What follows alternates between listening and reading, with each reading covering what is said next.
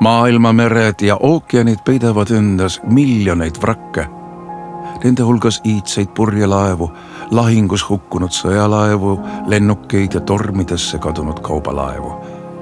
Kõik need on justkui ajakapslid, mis jutustavad meile lugusid oma ajastust ja viimastest tundidest.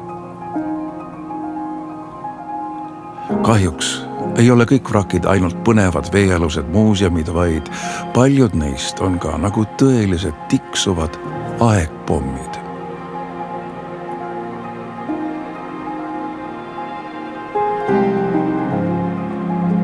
Juba meresõiduaegade algusest on Läänemeri olnud tähtis kaubatee, mida mööda liikusid kaupmehed ja vallutajad Euroopa sadamate vahet. Kuid tihe liiklus tähendab ka rohkelt laevahukke. Läänemeres arvatakse olevat kokku üle 100 000 laevavraki. Eesti vetes on dokumenteeritud 100 vrakke ja nendest tõenäoliselt keskkonnaohtlikuid on teadaolevalt 60 ringis. Ka see kogus on madala Läänemere jaoks üsna ohtlik.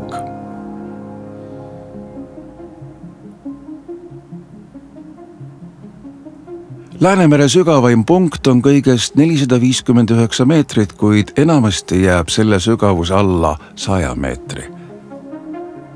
Näiteks Vahemere sügavus on valdavalt üle 2000 meetri. See on päris suur erinevus. Läänemere vähese veehulga vahetumiseks kulub ligi 30 aastat.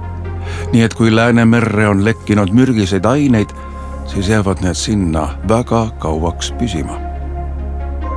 Jõgede sissevool ja sademete hulk Läänemerre on suurem kui väljavool ja aurustumine. See teeb Läänemerest vähesoolase ehk riimveelise veekogu.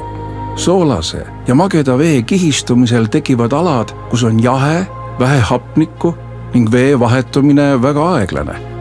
Sellises keskkonnas säilivad küll laevavrakid oluliselt paremini kui soojas ja soolases vees, kuid sealne aeglane veevahetus tähendab ka väga pikka merevee looduslikku puhastumise protsessi. Läänemere rannaala jaguneb 9 riigi vahel ja seal asub palju sadamaid, linnu ja tehaseid.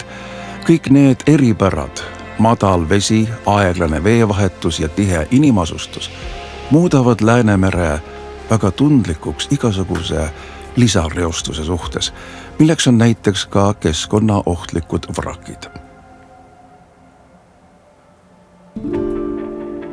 Mitte väga palju aega tagasi, kui meresõit käis veel purjede ja aerudega, oli laevaehituse peamine materjal puit. Kui selline laev uppus, muutus see koduks kaladele ja vetikatele ning sai jälle osaks loodusest. Umbes 100 aasta eest hakkasid laevad muutuma. Puit vahetus metalli vastu ja tuulejõud asendus fossiilkütusel töötava mootoriga.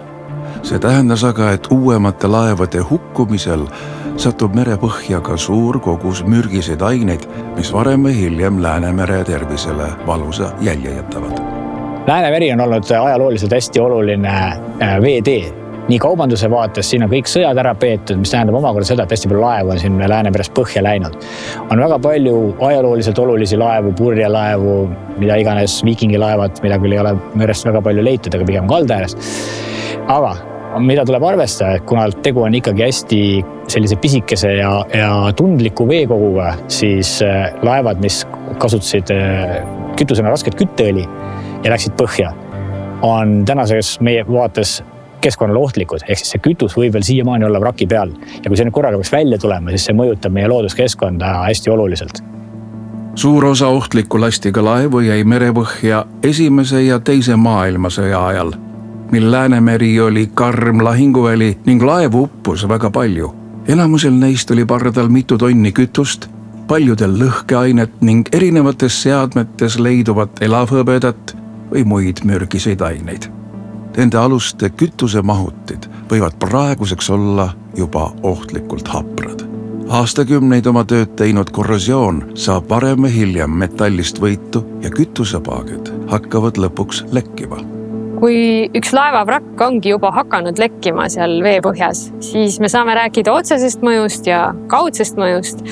Otsene mõju on see, et osade loomade jaoks on see, mis sealt lekib, on see siis kütus või mõni muu kemikaal, lihtsalt mürgine. See tähendab, need loomad söövad seda ainet, nad kas surevad, jäävad haigeks või ei saa enam lapsi. Lisaks sellele võib see nagu kahjustada nende üldist elukvaliteeti, et näiteks lindude suled saavad õliseks ja nad nokivad seda, söövad seda, jahtuvad maha, sest nende suled ei pea enam sooja. Ja kaudne mõju on nüüd see, kui see mürkaine levib ökosüsteemis ja mõjutab meid kõiki natukene ja mõjutab ka seda, millised näevad meie rannad välja, kas seal on puhas vesi, kas me saame supelda, kas turism saab toimida. Ohtlikest vrakkidest lekkivad ained ei ole ohuks ainult veelanikele, vaid jõuavad läbi toiduahela ka meie endi söögilauale. Samuti mõjutab reostus kalavarusid, turismi ja seega ohustab kaudselt kogu merega seotud kultuuri.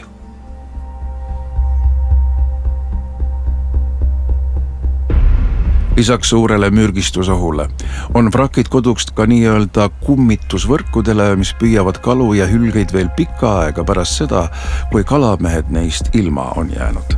Suur osa Eesti vete kummitusvõrkudest jäid merepõhja Nõukogude Liidu ajal, mil vrakkide asukohad ei olnud veel piisavalt hästi kaardistatud ja kalatraalerid kaotasid oma võrke kõige rohkem. Alates teise maailmasõja lõpust on suurem osa kalavõrke tehtud sünteeskiust ja need säilivad seetõttu merepõhjas tõenäoliselt sadu aastaid.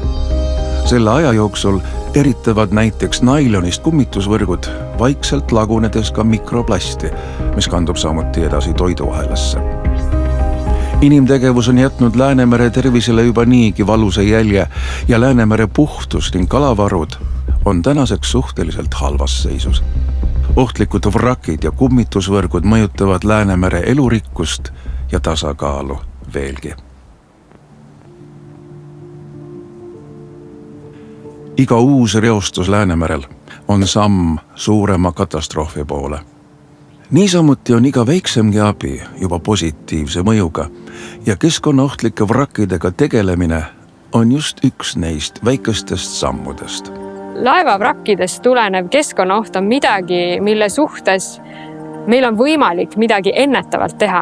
On väga palju asju, mida me ei suuda väga hästi prognoosida ja millele me ei saa nii-öelda ette midagi teha. Et kui kliimamuutuste tagajärjel tuleb väga suur torm, me ei saa seda ennetada, see lihtsalt tuleb. Küll aga on meil võimalik pumbata välja näiteks kütus laevavrakkidest. See on väga konkreetne asi ja see kõik mõjutab seda Läänemere üldist tervist. Ma arvan, see on väga oluline, et me peame kogu aeg silmas, et ei ole nagu liiga väikest asja, mida Läänemere keskkonnale teha. Lihtsamaid meetodeid vrakkidega seotud ohtude vähendamiseks on inimeste teadlikkuse tõstmine. Me saame kaardistada vrakkide asukohti ja analüüsida, milliseid ohte vrakid täpsemalt kujutavad.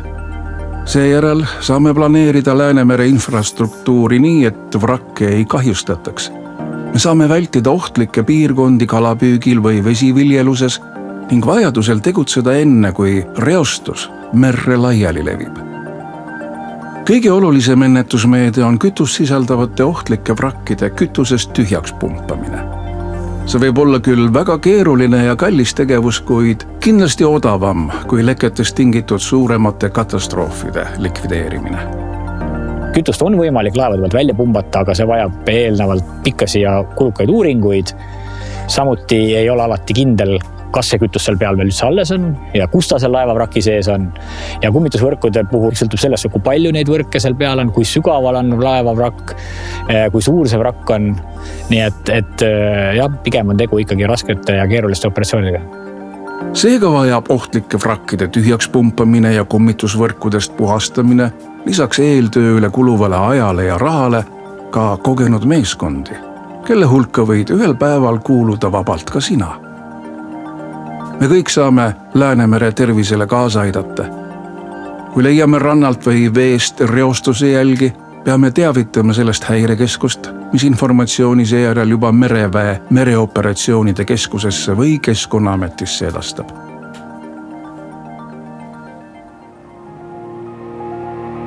Läänemeri on meie ühine aare. See on ühtaegu võimas ja elurikas, aga samas habras ja reostunud. Meri on oluline osa seda ümbritsevate riikide kultuuris ja majanduses, kuid Läänemerele omastele liikidele on see kodu ehk asendamatu elupaik. Kuna Läänemerd mõjutavad juba olulised kliimamuutused, tihe laevaliiklus ning merd ümbritsevad tehasid ja sadamad, peaksime tegema kõik endast oleneva, et meie endi poolt Läänemerele tekitatav koormus oleks võimalikult väike ja mere taastusvõimega tasakaalus.